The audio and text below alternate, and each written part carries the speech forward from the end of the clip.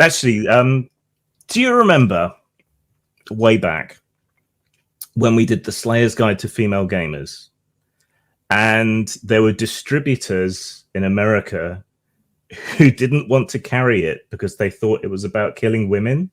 That was no. Close. What actually happened is that a certain other publisher who's doing D20 material, who we won't mention, openly approached distributors and retailers trying to convince them not to. Oh, really? Okay, yeah. Now, we don't take revenge, but we do have a list. If we ever get the chance to thank people properly for the good work they've done for us. Really? Because you didn't tell me that at the time. Yeah, that's what it was like in the D20 days. I've always thought there needs to be an independent RPG games journalist who's really got the ear of the companies, because you wouldn't believe some of the things that go on.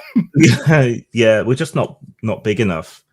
And even the bigger sort of entertainment subsections like computer gaming, you won't find many independent games journalists at all. Yeah, it's a shame.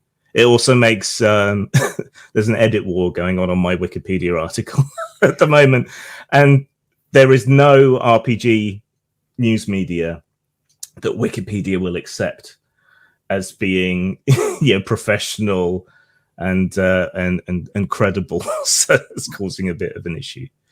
So when was that? When was Female Gamers? Because that was before my first big controversy.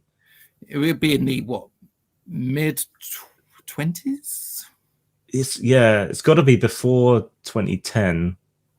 Oh, much before. It'd be like 2004, 2005. It was one of the 2004-ish. So I did Rules Lawyers first, and then Female Gamers. So yeah, that must have been really early.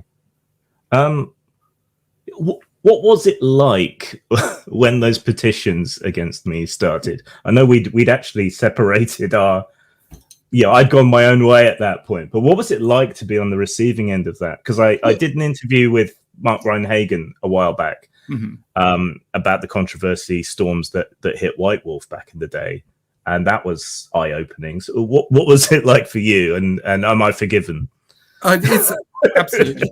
I mean, it was quite amazing, because I get into the office one morning, sort some emails out, do website roundup, go to RPG.net, and there on what was probably the arguably the biggest RPG forum, you've got the words mongoose and rape right next to each other. Emails start flooding in, our forums start piling up, and at that point, all I had done in the morning was get up. I'm sitting there wondering what the hell is going on, knowing that something needs to be done and quickly. I mean, one of the first things I did was drop a line to Shannon at RPG.net.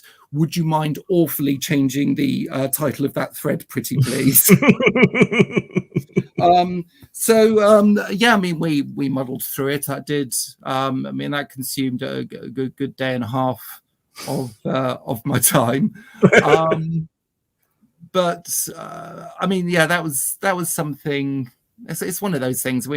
Something exploded, and we were caught in the area of effect. Yeah, it was just weird. I don't think anyone read past the title on the article. Well, that's what I was thinking. I mean, I did when it blew up, and one of the first things I did was go to the article, read through it, and yep, there was some reasonable points made, and I had this image of you finishing writing it, proud of your work, and then you go, right, what am I going to call it?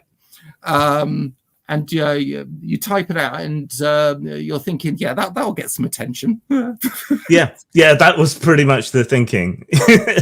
And there were some similar articles with similar names, and I thought it was a fairly well-known way of constructing a sort of contrarian, eye-catching title. But yeah, live and learn, I guess. Yeah. It was meant. I wonder if he still thinks that was a wise title. The problem was that you're going to have a lot of people who aren't going to be able to get beyond the title. And it's all very well saying you should read all of it. I mean, yes. Yeah.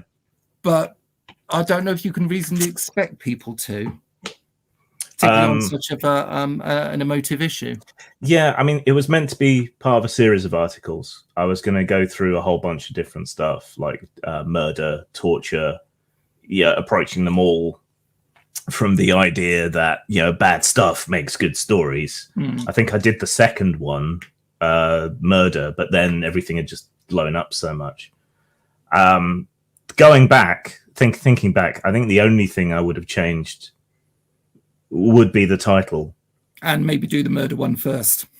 Maybe, yeah, maybe lead into it. Well, so you got to think back at the time. It was the thing that prompted me to write the articles was the Lara Croft reboot of Tomb Raider, and there was a big fuss about one of the cutscenes that was used in the advertising, which had implied sexual assault, and people were up in arms about that, and so that prompted me. I was thinking, well, there's got to be peril for stories to be interesting, and this is a kind of peril, and it's something you want to make sure doesn't happen to the character while you're playing them. This is clearly driving engagement because everyone's really upset about it. That's what you want when you're a storyteller. You want to get people engaged. I don't know. I have an aversion to treating people like they're stupid, but then they constantly prove themselves to be. The problem is it's an emotive issue. I mean, you're not going to get anybody wandering around who's been murdered. You're going to get not many more people wandering around who've been tortured. You touched on something that is going to affect a great many people, and that's why it needs to be treated differently with respect. Yeah, and so that might mean you go softly around it, but that's where we are at the moment. Yeah, the culture has definitely changed around us, I think. I mean, the other thing I was drawing on was, it's a central plot point in the Illith War by Stephen Donaldson. Robin Hobb has it driving a lot of character development in the Live Ship Traders. It's